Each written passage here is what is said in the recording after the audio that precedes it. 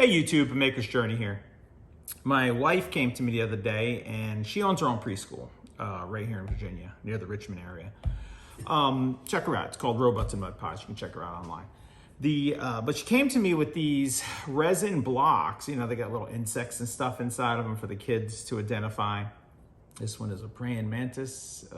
Praying mantis. Let's make sure, I don't know if there's what kinds of praying mantis there are out there. But anyway, this one's a praying mantis. And if you see, I mean, you can barely see them.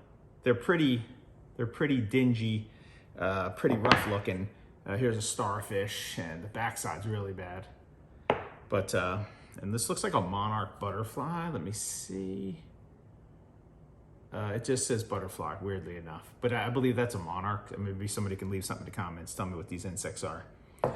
And there's also one here that's a shrimp. This one ain't too bad off.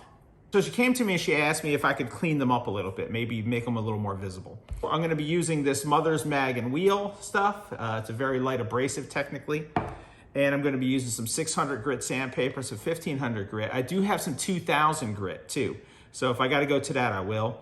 And I'm also gonna be using my Jet Mini Lathe. I use that for a lot of things, but I've adapted it to where I can use it as a buffing wheel. Let's see if we can bring a little bit more luster back into these blocks of resin and kind of go from there. I'm sure we're gonna learn things along the way. I think we're gonna go for the worst one right off the bat. And just so you guys can see, you can't see through it all that well. I mean, you can see through it, but it's pretty rough. So anyway, I'm gonna do it by soaking the block up, just getting some water on it, and just doing some circular patterns. So I'm gonna do this for a little while. This is 600 grit sandpaper, and this is 1500. And then if I have to, I'll go to 2000, which I think I have some, but I'll see. And there are some scratches in here that are pretty deep, and that's really what we're trying to get rid of.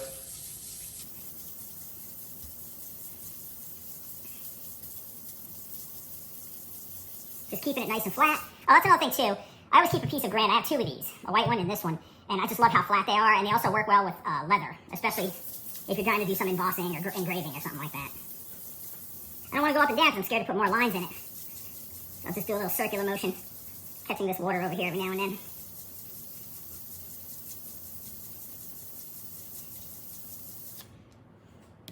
Now I'm going to switch over to the 1500. I'm going to wet this a little bit to kind of keep it down.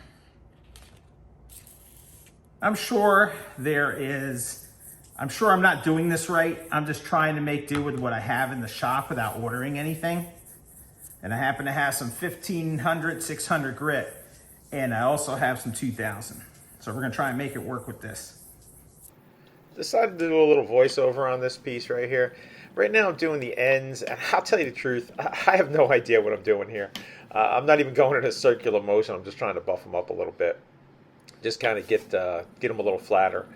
But you'll see here in a minute, I'm getting ready to switch over and dry it off and put it on the buffing wheel. All right, we're going to apply some of this on here. You can see it's kind of cleaning them up a little already. But I think that's the liquid going on to the dry. Now, normally I would rub a little of this on my wheel. I don't have any type of compound for my wheel. So now we're gonna go ahead and put it on the wheel and see what happens. Remember, this one was pretty rough. So we're gonna try this. We're gonna go real light because I know we can burn it. We can heat it up a little too much, and we don't wanna do that. Wow.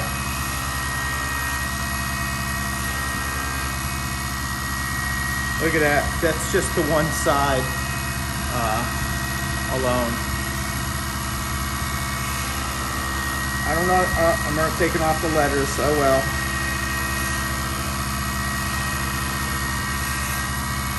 I'm not going real heavy-handed. I'm not applying a lot of pressure. I'm not spending a lot of time in one area either, because I want to... Alright, let's go for the underside.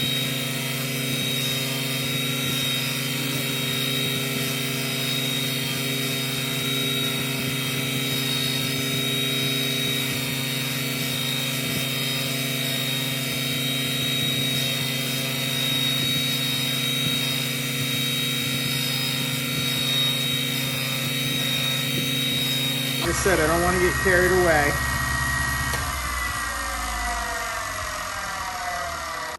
All right, so there it is. I'm sure there's a better way, but compared to what it looked like before, this is 80%, maybe 85% better.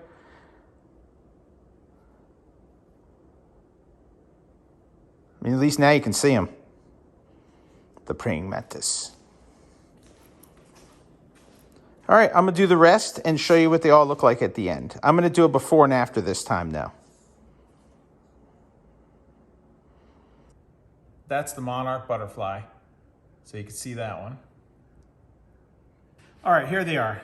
Here's the monarch butterfly. I mean, they look better. I still see some scratches on them.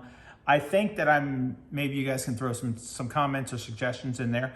But I do believe I've got to go with a little heavier sandpaper and work my way up in the grit. Starting off, I think with maybe something a little more coarse, but we'll see what happens. But anyway, they look way better. My wife's going to be happy with them. Here's the shrimp.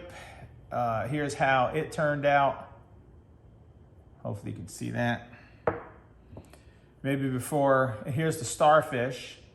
Like I said, you could see them now at least. They were so cloudy you could barely see them. Here's the praying mantis. Let's see if we can get a better view on that. And here's, I don't know what kind of bug this is. Anybody knows, put it in a comment. But like I said, they look better than they did. I still think I can get them polished way better. This thing is beautiful, this beetle. I don't know what that is, if anybody has an idea. Oh, wait a minute, it's a rose beetle.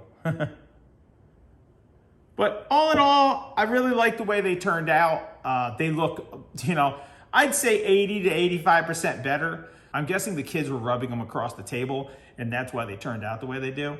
Because, I've got one like a jaw, and I found it in a dump. Let me get it real quick. I found this jaw in the dump when I was throwing trash away one day, and I haven't even cleaned it up. But I've had it for a really long time, and I just thought it was kind of cool. I'm guessing dentists or surgeons use this stuff. But anyway. But I've had that one forever, but these kids are putting some abuse on these bad boys. If you guys have any suggestions or anything like that, or what I could have did better for these, please tell me.